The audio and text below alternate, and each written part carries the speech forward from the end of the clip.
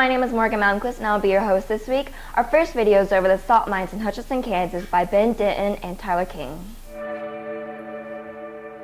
Right now this mine is at a standard 650 feet. Mine was discovered, well, it was opened in 1923. It was the salt was discovered back as far as the late 1800s. They weren't looking for salt. They were drilling for oil. Today, almost all of the salt that comes up from underground goes on roads for road salt. It's been open since 1923 and it's been in continuous production ever since then. People ask us all the time here in the museum, what about health issues? There aren't any. They want to know about breathing in salt dust and things like that because they're thinking of a coal mine, and you don't have to worry about that like you do in a coal mine. As long as you follow some of the basic rules that they have about safety issues, it's probably the safest place to be, period. When I first heard them talking about creating a museum here, I thought, wow, that is going to be so cool. I can't wait to at least go down in it. It was right at Christmas time. I happened to catch an ad. They wanted someone as housekeeping, basically, and I thought, well, shoot, that's a way to get in. So I answered the ad, and because I had been a teacher, she right away said, oh, no, we don't want you to just sweep floors. We want you to do tour stuff. So that's how I got in here, working as a docent. When you first come into what we call the Permian room, that's where we're going to focus all of our geology, and a lot of the old stuff is slowly being replaced as we can afford to with newer exhibits. For example, that great big huge photograph of the mine with the city overlaid, that's brand new. And there'll be more. Eventually that whole room will have a series of exhibits just about salt. The big block will always stay. That's the main focal point. Then when you come over here, is what we call our gallery area, all the old equipment that's on display and the videos that talk about the mining process. And then you get around the corner to the Dr. Vreeland exhibit, which talks about the air and the water that's trapped into salt crystals and what's been discovered in the air and the water. And then you come around to the UVS exhibit, which talks about the kinds of things that are stored in the UVS area. And then basically the train bed line there, and that's pretty much it. There are some things sitting out in the dark, but there's not that much. But those technically are exhibits, you know, the gob wall, the car, talking about the floor heaves. I suppose you could say the train ride itself is an exhibit. Train is, we tell everybody 15 minutes. It's not quite, but it's just about 15 minutes from start to finish all the way through. The dark ride, again, it sort of depends on the docent, and we vary a little bit of time at the salt pile, but basically here we look at it as a 30-minute ride. Probably their biggest concern is, like we were just talking about, if there isn't much need for salt, it's hard to keep people busy, because that's what you do down here.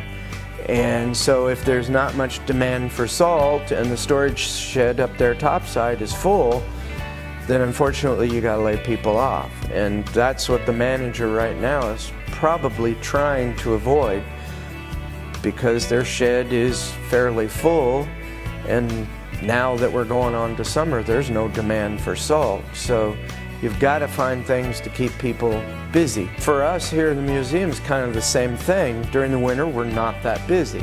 Pretty soon, after Memorial Weekend, we hope, it'll start getting busy to where we could have maybe 5, sometimes even 600 people in a day. And then it's busy. But we look forward to that.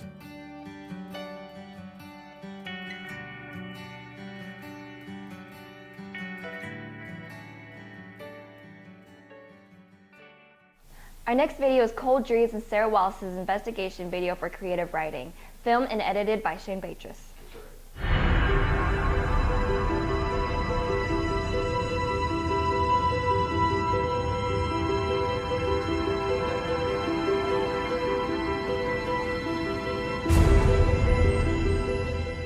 What'd you see? What'd you see? I saw a guy with an ugly hat kill a man. I know that's what you didn't see, and I want you to tell the truth. What'd you see? I saw someone die! Who died? Who was it? Some man. Ask her the hard questions. What did the murderer look like? He had an ugly hat on. What else? Beyond the hat, what did his face look How did like? you know it was a he, not a she, huh? Huh? She had short hair and a manly body. Exactly. That's what I thought you were gonna say. Finally, the truth. Hey.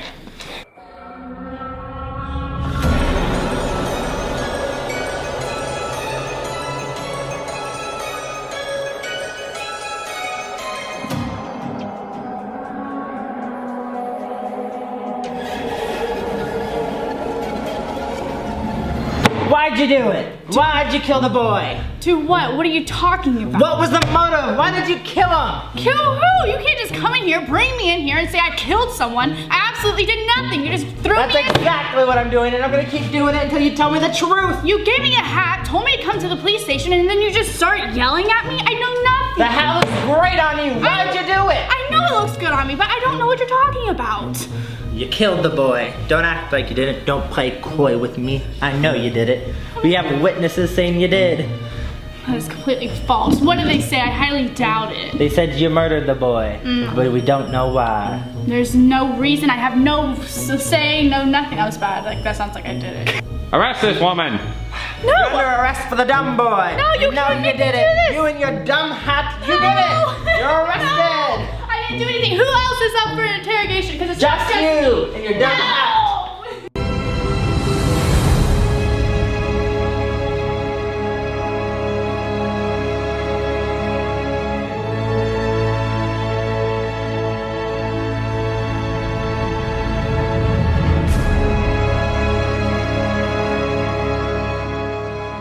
Okay, Mr. Jebediah, I know that you are really the murderer.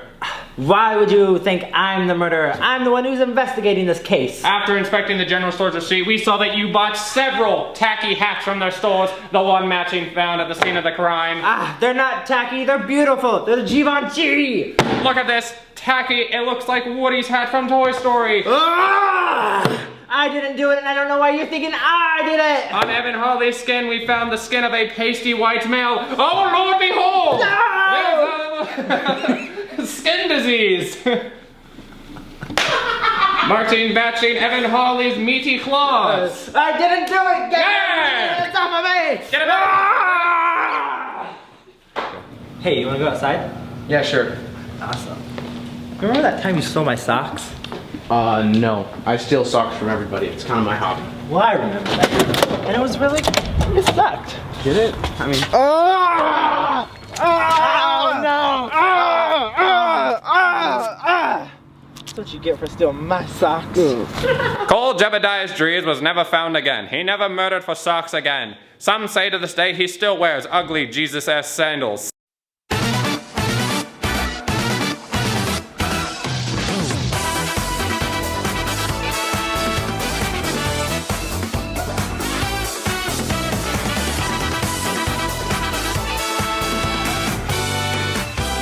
Our next 3 videos are pathway videos.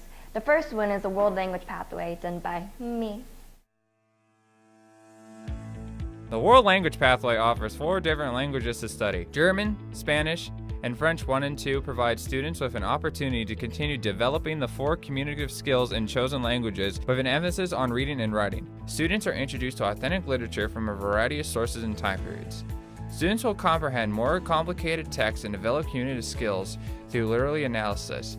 American Sign Language is the 4th option, and its students will learn and demonstrate knowledge of the continuum of deafness in respect to an individual's background and severity of deafness. Students will gain insight into the culture of death and interrelationships of language and society as it shapes culture. It is recommended to a college-bound student enroll for 2 years of the same world language. If you are interested in any of the 4 world languages, talk to your counselor. Our last video is the facts pathway done by Angela Bastaril and Tatum Co.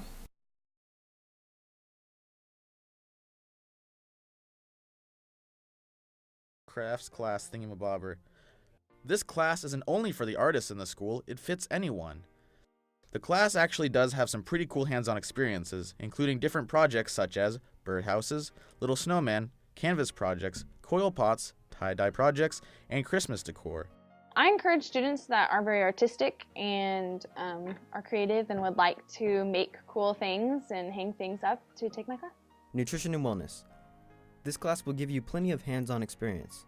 Starting off with learning the basics, you'll learn safety rules in the kitchen and how to properly cook and prepare food. Focusing on a proper cook can prevent diseases which you'll want to know about in the real world. Decision making and communication is going to be key with this class. You end up making plenty delicious treats, and you guessed it, you'll enjoy it during the class. This class is for those who want to become a chef or a restaurant owner, or those who just want to learn how to cook. I really believe in the culinary pathway as an opportunity for students to who are looking for something hands-on, something being creative. I think that the restaurant industry is booming. I think it's going to continue to grow, and I think that jobs are available every day for students that it fits. And so the right student would be someone who likes to be hands-on, who loves to get their hands dirty and work. It's not always an easy industry. It's a lot of hours and it's a lot of on your feet type of work, but I think that students can excel in it, and it puts them in a spot that gives them an opportunity to go into the culinary field, such as a culinary school, if they're interested. And so it's just a kind of an opportunity for them to seek any kind of different pathway for them to try. Family studies. With this class, you'll be learning not only how to take care of an infant, but the aging process and how you'll react differently as kids mature and grow. This also includes adolescents and adults as well as your elders. This is great for babysitters out there, or just those who love kids. Or maybe you're planning on becoming a teacher. One project that stands out the most is when you take a fake baby home with you. I want students to take this class because they learn how to care for a baby, and they are able to understand just for that one little weekend of time that it's not easy, and that being a parent is a full-time job, and it's not something that should be taken lightly.